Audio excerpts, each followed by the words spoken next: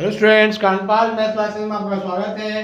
तो आज हम अपनी इंपॉर्टेंट क्वेश्चन की जो सीरीज है उसमें से क्लास 9th का एक क्वेश्चन कर रहे हैं जो है हमारे चैप्टर 8 क्वाड्रिलेटरल से, जो एक बहुत ही इंपॉर्टेंट क्वेश्चन है। तो एग्जांपल 4 है आपका, हमें शो करना है कि bisectors of angle of a parallelogram from a rectangle, कि अगर कोई पैरेललोग्राम के अंदर के एंगल जो होते हैं अगर उनको बाइसेक्ट किया जाए तो उसके अंदर एक रेक्टेंगल बन जाता है।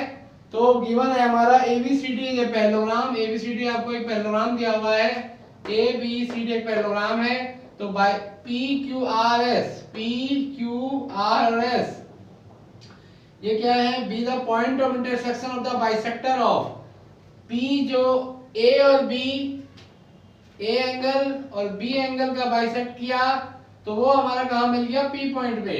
ठीक है, इसी तरह से बी एंगल और सी एंगल, बी एंगल और सी एंगल, ठीक है, बी एंगल और सी एंगल के बाइसेक्ट, बी एंगल का बाइसेक्ट और सी एंगल का बाइसेक्ट क्यू पॉइंट में मिल रहा है। और इसी तरह से आपका सी एंगल और डी एंगल, तो ये आपका सी एंगल हो गया, ये आपका डी एंगल, इनका बाइसेक्टर कहाँ मिल रहा है, आर पॉइंट पे।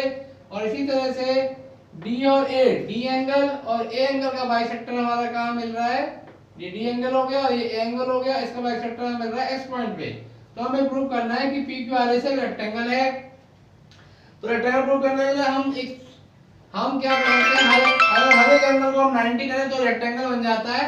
तो सबसे पहले हम देखते हैं ट्रायंगल DAS। ट्रायंगल DAS यहाँ पे आप देख पा रहे हैं कि DS बाइसेक्ट कर रहा है एंगल D को और AS बाइसेक्ट कर रहा है एंगल A को।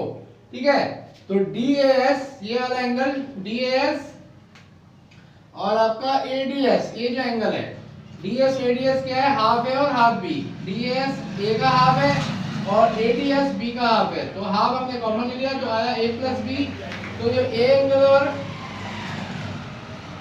ADS, तो ADS D का हाफ है, ठीक है। तो यहाँ आया A प्लस B,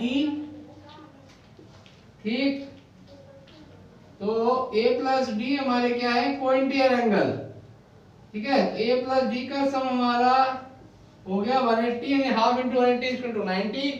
तो अब इस ट्रायंगल में अगर देखते हैं तो दो एंगल का सम तो हमारा आ गया, तो हमें थर्ड एंगल निकालना है, यानी हमें निकालना है आपका DSA। तो हमने लगा दी angle sum property of triangle.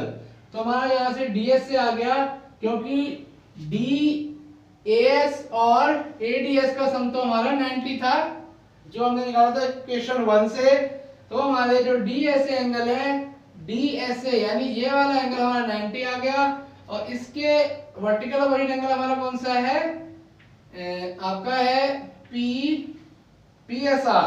तो PSR भी 90 आ गया, तो ये एंगल भी 90 आ गया। तो इसी तरह से स्टूडेंट्स आपका जो SPR एंगल है ये भी 90 हो गया, PQR एंगल ये भी 90 हो गया और SRQ एंगल ये भी 90 हो गया। तो चारों एंगल हमारे 90 हो गए इक्वेशन 2, 3, 4 एंड 5 से। तो चारों एंगल जब 90 हो गए तो ये हमारा क्या हो गया, रेक्टेंगल। तो इस तरह से हमारा क्वेश्चन सॉल्व हो गया, प्रूव हो गया। Thank you students, thank you very much. If you like my video then subscribe and share.